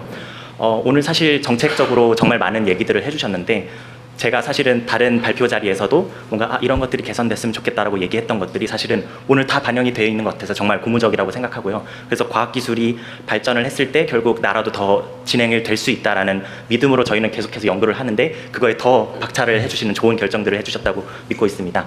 하나 말씀드리고 싶은 게 조금 있었는데요. 저는 솔직하게 말씀드리자면은 공부나 이런 것들을 좀 늦게 시작한 편이고요. 그리고 내가 창업을 해야지 아니면 내가 로봇을 정말 잘 해봐야지라는 생각도 제가 대학원 와서 조금 나중에 생각했던 것 같습니다. 그게 왜 그런지 다시 되돌아봤을 때 제가 학부 때 뭔가 배우는 수업들이나 이런 것들이 사실은 나중에 내가 실제 작업을 할 때 아니면 일을 할 때 어떻게 연결되지라는 그 연결성 측면에서 모호한 점이 없지 않아 있었던 것 같습니다. 수업 때는 그저 수업 자체로서만 듣고 이게 나중에 어떻게 쓰일지 모르는 상황이었던 거죠. 그런 측면에서 아마 어린 아이들도 지금 내가 공부하는 수학, 과학이나 이런 것들이 나중에 내가 실제 내가 일을 하는 상황이 됐을 때 어떻게 연결될 수 있다. 실제 작업자들이 어떻게 일을 하는지 그리고 왜 이런 것들이 중요한지를 연결 지을 수 있다면은 정말 강력한 교육적인 효과가 있을 거라고 믿고 있습니다. 그래서 뭐 가능하다면은 저희 정부 차원에서 교육과정 쪽에 이제 실제 현장에 계시는 분들이 어떻게 작업하시는지 좀 더 이해할 수 있는 시간들을 늘릴 수 있으면 좋을 것 같습니다. 네, 이상입니다. 감사합니다. 네. 그리고 아까 말씀하시고 싶은 게 있었죠. 어디 연구기관장 아니에요? 네? 부기관장은 기관장을 기회를 드릴까 말까요? 그러면 짧게 부탁드리겠습니다. 네. 네. 제가 좌절하고 앉아 있었는데 우리 대통령께서 기회를 주셔갖고 제 표정이 통했다고 봅니다. 우선 제가 개인적으로는 8월에 그 대통령께서 직접 자문회에 참석하셔서 아까 모두 말씀하신 바와 같이 과학기술을 흥하게 하는 방법을 말씀하셨고요. 저는 시간 관계상 제가 원래 말씀드리려고 한 것이 오늘 그 인재 양성과 그 R&D 생태계 혁신 이 부분을 좀 관통하는 핵심 메시지가 좀 빠지지 않았나. 이거는 제 얘기가 아니고요. 좀 출연연이 지난 한 30년 동안 저희를 옥매왔던 PBS 제도 그게 이제 폐지가 되면서 한편으로는 굉장히 큰 환영을 하고 있고요. 또 이게 워낙 30년 동안 관성이 있기 때문에 현장에서 특히 이제 젊은 연구자들의 약간 혼동이 좀 있습니다. 그래서 제가 기억을 더듬어 보면 자문회의 때 우리 대통령께서 뭐라고 말씀하셨냐면은 연구자가 임무를 완수하기 위해서 몰입하는 가장 큰 동의는 결국 경제적 이익이다 하고 말씀하신 것 같은데요. 그럼 제가 무슨 말 하실지 좀 이해되실 겁니다. 그래서 오늘 굉장히 많은 조언이 나왔는데요. 물론 재정 상태가 어렵겠지만요. 우리 교수님들과 그다음에 우리 여기 과학기술에 계시는 분들 처우를 좀 생각해 주시면은 더 열심히 할 수 있을 것 같고요. 이거는 제가 그 현장의 목소리를 전달하는 거고 제가 좀 제안드리고 싶은 거는요. 저희 아까 우리 산학연 네트워크를 말씀하셨는데 제가 쭉 다니면서 보면 대통령도 다 아시겠지만 저희가 요즘 AI라든가 양자라든가 세계적으로 정말 치열한 기술 경쟁 시대에 있습니다.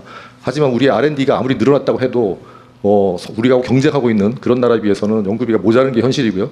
또 특히 더 중요한 인재, 그 R&D에 몰입하고 있는 인재는 제가 봤을 때 10분의 1도 안 되는 그런 상황입니다. 그런 상태에서 저희 산학연이 당연히 같이 가야 되는 거고요. 특히 국가전략기술 같은 미래 기술을 하기 위해서는 저희 출연연과 대학이 정말 그 어느 때보다도 밀접한 관계를 가지고 이 한 몸으로 가야 우리 대한민국이 앞으로 미래가 있지 않냐. 그리고 또 그것이 우리 인재를 이 과학기술계로 유입하는 통로가 되지 않나 하는 생각에서 아까부터 손을 들었는데 이제야 말씀하셨습니다. 네. 감사합니다. 네, 마지막으로 한 분만. 네, 딱 한 분만 더 말씀 듣겠습니다. 네, 여기 손 드신 분께 마이크 전해드리겠습니다. 네, 안녕하십니까. 저는 경희대학교 원자력공학과 석사과정 정우진입니다.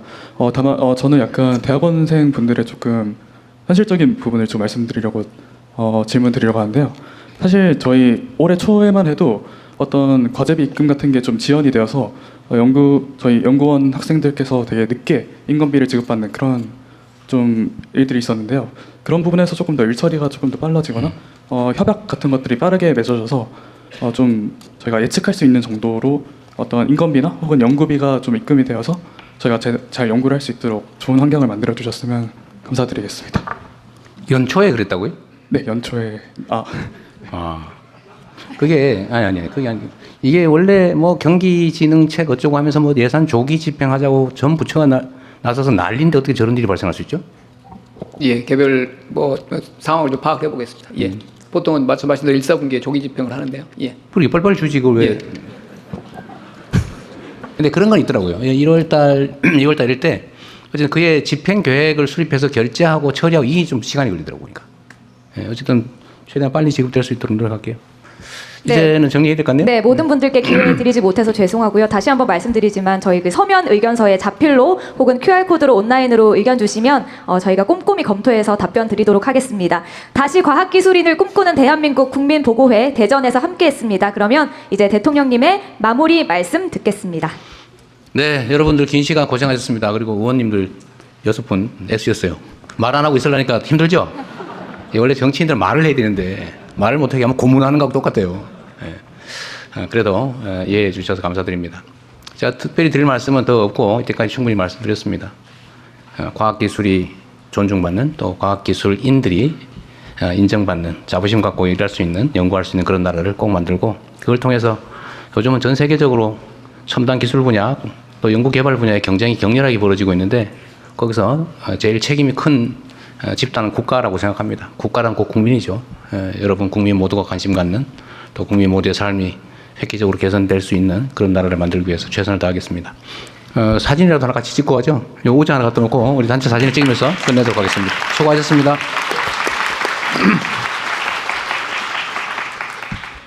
네, 같이 앉으신 분들께서도 사진 함께 촬영하시면 좋겠습니다.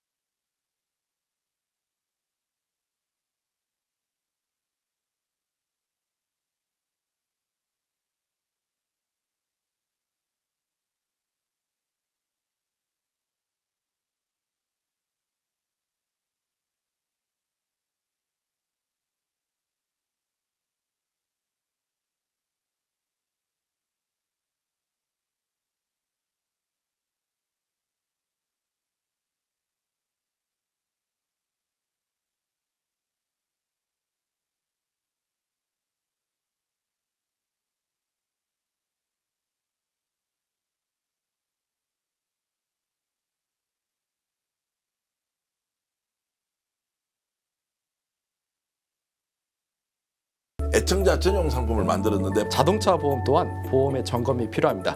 꼼꼼하게 보장이 돼 있는지 다 체크해드리고 있습니다. 바로 상담 가능하고 즉시 비교 견적해드리는 1644-1226 자신 있다 비교하라. 저희가 스픽스 애청자 전용 상품으로 만든 만큼 1644-1226을 전화 주셔서 꼭 상담 받아보시길 바라겠습니다. 여러분들의 응원, 격려 그리고 혜택 돌려드리겠습니다.